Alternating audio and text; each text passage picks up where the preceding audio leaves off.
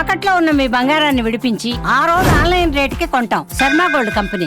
దేనికైనా సమయం రావాలి అంటే అంతే అంతే అంతే. ఈ రోజు అమ్మవారి సమయం ఇచ్చింది, గీతాంజలి వచ్చింది. 2026 ఎలా ఉండబోతోంది? విపరీతమైన హింస చెలరే. అధికార పార్టీ వారే మరి బంగారం పైన పెట్టుబడి పెట్టమని, బంగారం మీద పెట్టుబడి పెడితేనే మనం తొందరగా అమ్మలేము. అంటే ఒకసారి దేవాలయానికి వెళ్ళామంటే ఒక పద్ధతి ఉంటుందంటారు. అసలు దేవాలయ సందర్శనం ఎలా ఉండాలి? జగదంబ దేవాలయంలో పొద్దున రష్ ఉంటుంది, సాయంత్రం జగదంబ వైన్స్ లో రష్ ఉంటుంది. డబ్బు పెరిగిందా, భక్తి పెరిగిందా, భయం పెరిగిందా? ప్రదక్షిణం ఎందుకు చేయాలి అసలు దేవాలయంలో? ఒక క్రిస్టియన్ ఎలా వెళ్తాడు అలాగే వెళ్తాడు, ఒక హిందువు ఎందుకు వెళ్ళట్లేదు? కోరికల కోసం చేయాలా నిత్య దీపారాధన? లేదు, మన జీవితంలో మార్పు కోసం చేయాలి. ఈ నూనె పెట్టండి, ఆ నూనె పెట్టండి, ఈ నూనె పెడితే ఇది వస్తుంది, ఆ నూనె పెడితే ఇది వస్తుంది. ఇవన్నీ మనకు నూనె పుయ్యడానికే. మగవాడు దీపం పెట్టాలా, ఆడవాడు దీపం పెట్టాలా అనేది పెద్ద సందేహం చాలా మంది. ఎవరి సెల్ ఫోన్ వాళ్ళకున్నప్పుడు, ఎవరి సిమ్ కార్డు వాళ్ళకున్నప్పుడు, ఎవరి అకౌంట్లు వాళ్ళకున్నప్పుడు ఏ దీపాలు రెండు పెట్టుకుంటే తప్ప. కలియుగంలో పాప పుణ్యాల ఫలితం వెంటనే కనిపించదు, దానికి కూడా ఒక సమయం ఉంది అని అంటూ ఉంటారు. ఇది నిజమా? ఇందు గలడందు లేడని సందేహము వలదు చక్రి సర్వోపగతుందు ఎందెందు వెతికి చూచిన అందందే గలడు దానవాగ్రని వింటే. ప్రేక్షకులందరికీ నమస్కారం, నేను గీతాంజలి.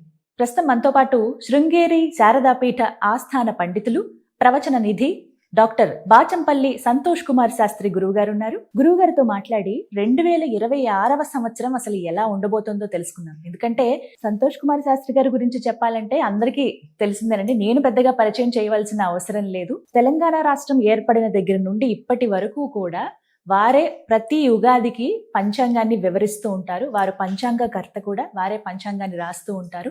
వారు ఏవైతే చెప్పారో ప్రిడిక్షన్స్ అన్ని కూడా నిజమవుతూ రావటం అనేది మనం గమనిస్తూ ఉంటాం. అయితే తెలుసుకుందాం ఇవాల్టి వీడియోలో 2026వ సంవత్సరం అసలు ఎలా ఉండబోతోంది, ద్వాదశ రాశుల వారికి ప్రత్యేకంగా ఉన్నటువంటి పరిస్థితులు ఏంటి, ప్రభావాలు ఎలా ఉంటాయి, ఎటువంటి పరిహారం పాటించాలి, గురువుగారి మాటల్లో విని తెలుసుకుందాం. గురువుగారు నమస్కారం అండి. నమస్కారం అమ్మా. చాలా సంతోషం మిమ్మల్ని కలవటం. ఎప్పటి నుంచో అనుకున్నాం దేనికైనా సమయం రావాలి అంటే. అంతే అంతే అంతే. ఈ రోజు అమ్మవారి సమయం ఇచ్చింది, నిజం, గీతాంజలి వచ్చింది. చాలా చక్కగా చెప్పారు, మీ నోటి వెంట మా పేరు. చాలా సంతోషం.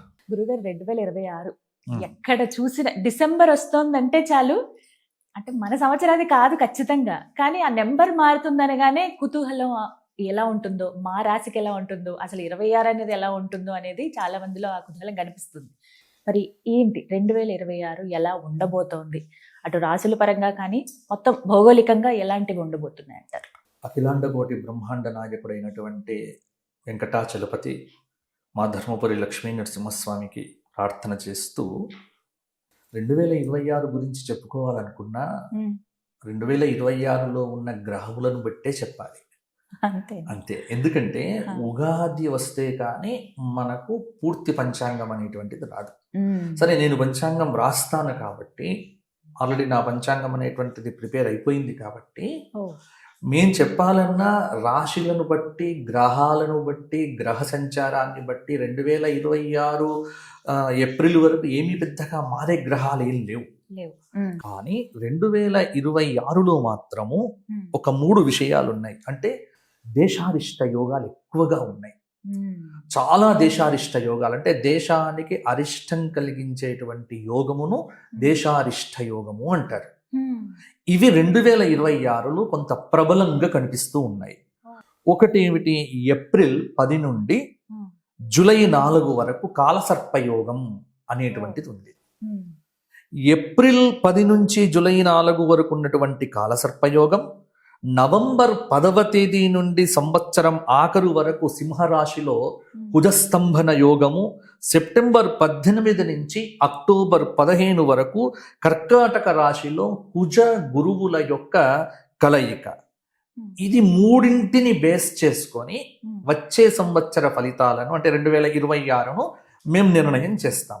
అంటే ఇప్పుడు మీకు అర్థమైంది కదా, మేము చెయ్యాలన్నా వచ్చే సంవత్సరం ఉన్న ఇటువంటి యోగాదులు చూసే ఇప్పుడు కాలసర్పయోగం ఉంది. కాలసర్పయోగంలో మనకు సంవత్సరం ఆరంభమైంది.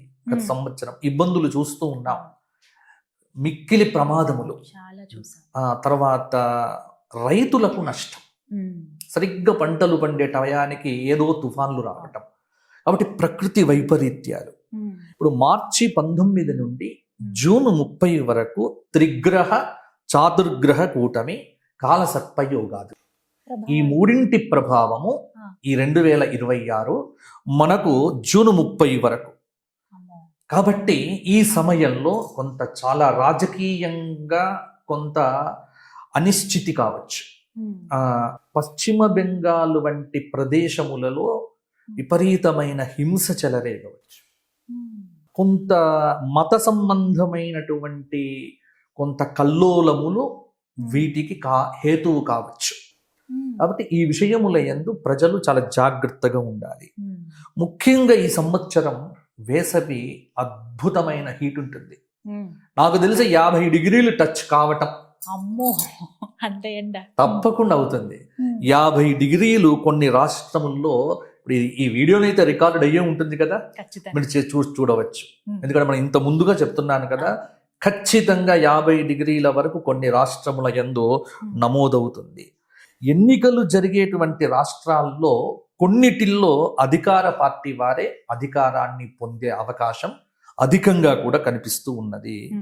అలాగే కొంత సినీ పరిశ్రమలో కూడా కొంత కల్లోలమైన వాతావరణం ఏర్పడవచ్చు. దాదాపు బాగా అద్భుతం అనుకున్నటువంటివన్నీ డిజాస్టర్లు కావచ్చు, ఏమీ లేనివి సైలెంట్ గా వచ్చి అద్భుతమైన విజయాలు వస్తాయి. ఇవి కూడా జరగవచ్చు. జూలై 1 నుండి సెప్టెంబర్ 30 వరకు కాలసర్పయోగం. ఈ కాలసర్పయోగం ఇక్కడ అంటే కాలసర్పయోగం ముగిసిపోతుంది. ఆ కాలసర్పయోగం ముగిసిన తరువాత కొంత నైరుతి ఋతువుల యొక్క గాలులు వస్తాయి కదా, ఋతుపవనాలు అంటాము. వాటి యొక్క ప్రభావం చేత రాష్ట్రమంతా కొంత వర్షాలైతే ఇబ్బంది లేదు. కానీ ఇక్కడ గుర్తుపెట్టుకోవాల్సింది ఏంటంటే సకాల వర్షాలు, అకాల వర్షాలు. సకాల వర్షముల కంటే అకాల వర్షములే ఎక్కువగా. 2026లో ప్రజలు డబ్బు జాగ్రత్తగా పెట్టుకోవాలి. రిసెషన్ వచ్చే అవకాశం కూడా ఉంది. కొంత ఇక్కడ కదా అమెరికా కానీ 2026 కాదు 27 వరకు కూడా డబ్బులు ఎక్కడ పెట్టొద్దు. భూమి మీద పెట్టకండి, క్యాష్గా పెట్టుకోండి, దాచిపెట్టుకోండి. డబ్బులు విచ్చలవిడిగా ఖర్చు పెట్టడం అనేటువంటిది ఇబ్బంది పడతారు. ఎందుకంటే ఖర్చులు తగ్గించుకొని పొదుపు అనేటువంటిది కొంత విలాసాలకు, ఈ పెళ్లిళ్ళు ఘనంగా చెయ్యటాలు కొంత తగ్గించుకొని డబ్బును పొదుపుగా వాడుకోవటం అనేది 2026లో ప్రతి ఒక్కరు కూడా ఈ సూచన పాటిస్తే వారికే బాగుంటుంది. కాబట్టి షేర్లలో పెట్టుబడులు ఒకసారి ఢమాలైపోతాయి. తర్వాత మ్యూచువల్ ఫండ్స్ లో పెట్టండి అని చెప్తున్నారు, కానీ అది చాలా దీర్ఘకాలికంగా ఉండాలి. కాబట్టి దానిలో కూడా కష్టమే. కొంత బంగారం అనేటువంటిది రేట్ ఇంకా పెరుగుతుంది, ఖచ్చితంగా పెరుగుతుంది. 100% బాగా పెట్టొచ్చు. బంగారం మీద పెట్టుబడి పెడితే నష్టం లేదు. ఎందుకంటే బంగారం అంటే ఎప్పుడంటే అప్పుడు క్యాష్గా చేసుకోవచ్చు. కాబట్టి ఒక భూమి మీద పెట్టుబడి పెడితేనే మనం తొందరగా అమ్మలేము. కాబట్టి బంగారం మీద పెట్టుబడి బాగుంటుంది. అక్టోబర్ 1 నుంచి డిసెంబర్ 31 వరకు అన్ని గ్రహములకు కూడా సమసప్తకము, షష్టాష్టక స్థితి. కాబట్టి ప్రతిరోజు గవర్నమెంట్లో ఏదో ఒక ప్రాబ్లం, తెలంగాణ గవర్నమెంట్ కావచ్చు, ఆంధ్రప్రదేశ్ గవర్నమెంట్ కావచ్చు, సెంట్రల్ గవర్నమెంట్ కావచ్చు, ఏదో ఒక ప్రాబ్లం తప్పకుండా ఉంటుంది. ఉత్తరాది దేవాలయాల యందు కూడా కొన్ని అపశృతులు వచ్చే అవకాశము ఉంది.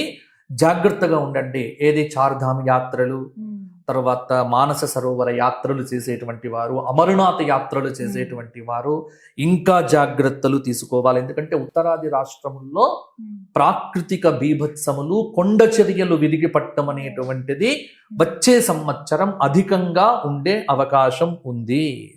విహారయాత్రలు, విషాద యాత్రలు కావచ్చు, విచ్చలవిడిగా వెళ్ళకండి.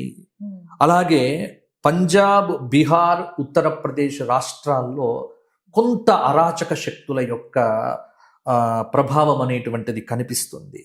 అలాగే కొన్ని భూకంపాలు వచ్చే అవకాశము ఉంది. అలాగే పశ్చిమ బెంగాల్ వంటి ప్రాంతముల యందు కొన్ని అల్లర్లు జరిగే అవకాశం కూడా ఉంది.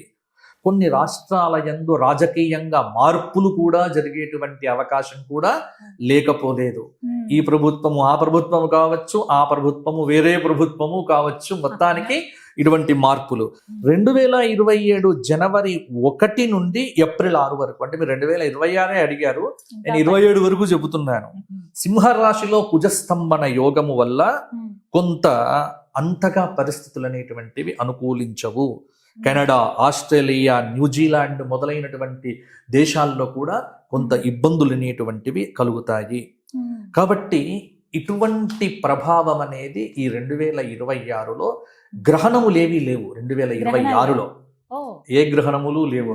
గ్రహణములు వస్తే మీ టీవీలకు ఎక్కువగా అసలు దొరుకుతుంది మ్యాటర్. జాగ్రత్త చెప్దామని లేదు, ఎక్కువ గ్రహణములు భారతదేశంలో కనిపించేటువంటి గ్రహణములు ఏవి కూడా మనకు 2026లో లేవు. అలాగే ఈ సంవత్సరం ఏమిటి అంటే కొంత భూకంపము, సునామీ వంటి ఉపద్రవాలు కూడా వస్తాయి. అందువల్ల దేవాలయాలలో కొంత శాంతి కార్యక్రమాలు ఇవన్నీ చేయించటము. ఈ సంవత్సరం 2026లో బాగా గొప్పగా ఉండేటువంటి రాశులు ఏమిటి అని చూస్తే కొంత మేరకు తులారాశి బాగుంటుంది. ఎందుకంటే తులారాశి వారికి యోగాదులు బాగుంటాయి. మకరం కొంత బాగానే ఉంటుంది, మిథున రాశి కొంత బాగానే ఉంటుంది, వృషభ రాశి కొంత బాగానే ఉంటుంది, మీనరాశి, అలాగే మేషరాశి, అలాగే కుంభరాశి, అలాగే ధనుస్సు, అలాగే సింహరాశి. ఇవి కొంత శనిగ్రహము యొక్క ప్రభావము అనేటువంటిది 2027 మార్చి వరకు ఉంది. శనిగ్రహము యొక్క మార్పు అనేటువంటిది లేదు. అందులో గురుగ్రహం అనేటువంటిది 3 సార్లు మారుతోంది. అందువల్ల దీని యొక్క ప్రభావం కూడా. కాబట్టి వచ్చే ఈ 2026లో నన్ను అడిగితే అన్ని రాశుల వారు డబ్బు కాపాడుకుంటే మంచిది. అందరికీ ఒకటే నియమం. వీరికి బాగుంటుంది, వారికి బాగుంటుంది అని చెప్పడం కంటే పొదుపు సూత్రం పాటించండి, విచ్చలవిడిగా ఖర్చులు పెట్టకండి, డబ్బుకు చాలా విలువ పెరుగుతుంది, రూపాయలను బాగా కాపాడుకోండి. ఇంకా కేంద్ర ప్రభుత్వంలో కూడా కొన్ని సంచలనమైనటువంటి మార్పులు, అంటే నిర్ణయాదులు అనేటువంటివి కొంత కఠినంగా ఉండవచ్చు. అంటే ఇది ప్రజలకు బాగుంటాయి. దీనివల్ల కొంత ప్రతిపక్షముల్లో కూడా అలజడి బాగా వస్తుంది. అందువల్ల 2026 అనేటువంటిది కొంత సంచలనాలకు వేదిక అయ్యే అవకాశం ఉంది. అందువల్ల అందరూ కూడా భగవద్ ఆరాధన, స్తోత్రపారాయణాదులు, తర్వాత ప్రతినిత్యం దేవాలయ దర్శనములు, కొంత డబ్బు కాపాడుకొని పొదుపుగా ఉండే ప్రయత్నములు చేస్తే నేను చెప్పినటువంటి రాశులు, ముఖ్యంగా బాగా జాగ్రత్తగా ఉండవలసినటువంటి రాశులు, ఒకటి మేషం, అలాగే కొంత మిథునం బాగానే ఉంటుంది. ఈ సంవత్సరం అంతా మిథునం అద్భుతంగా ఉంటుంది. తర్వాత వృషభం చాలా బాగుంటుంది. తర్వాత కర్కాటకం మధ్యస్థంగా ఉంటుంది.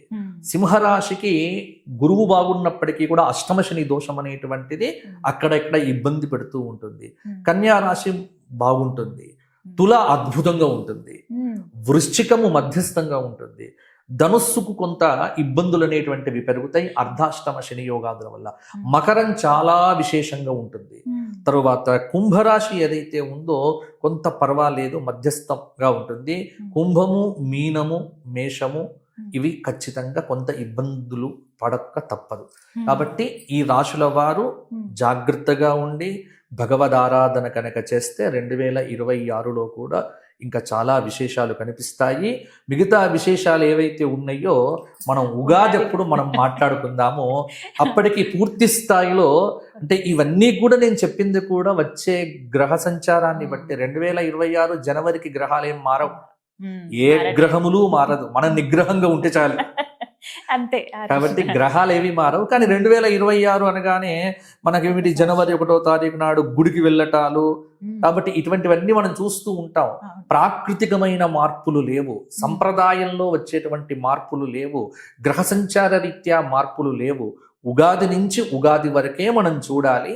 మీరు అడిగారు కాబట్టి అవి ఆధారం చేసుకొనే ఈ విషయాలన్నీ కూడా నేను చెప్పడం జరిగింది. చాలా సంతోషం. ఇబ్బంది పెట్టానేమో, క్షమించండి. కానీ ఎప్పుడు వింటూ ఉంటాం మీరు చెప్పే విధానం అది. ఇప్పుడు ఎదురుగుండా చూస్తుంటే ఇంకా సంతోషం అనిపించింది. సంతోషం అమ్మా. చాలా వివరంగా తెలియచేశారు. అవునమ్మా. మళ్ళీ ఉగాది కోసం మేము ఎదురు తప్పకుండా చూస్తాం. ఉగాదప్పుడు సవివరంగా గ్రహ సంచార గతులను బట్టి అప్పటికి నా పంచాంగం కూడా వస్తుంది. తర్వాత రాష్ట్ర ప్రభుత్వంకు కూడా చెప్పేటువంటి చెప్తారు అవకాశం కదా. ఉంటుంది కాబట్టి అన్ని విషయాలు అప్పుడు తప్పకుండా చర్చించుకుందాము. చాలా వివరంగా ఏదైనా ధర్మంగా ఉండాలి, దైవికమైనటువంటి మార్గాన్ని విడవకూడదు. ఇది ఎప్పుడూ చెప్పేదే.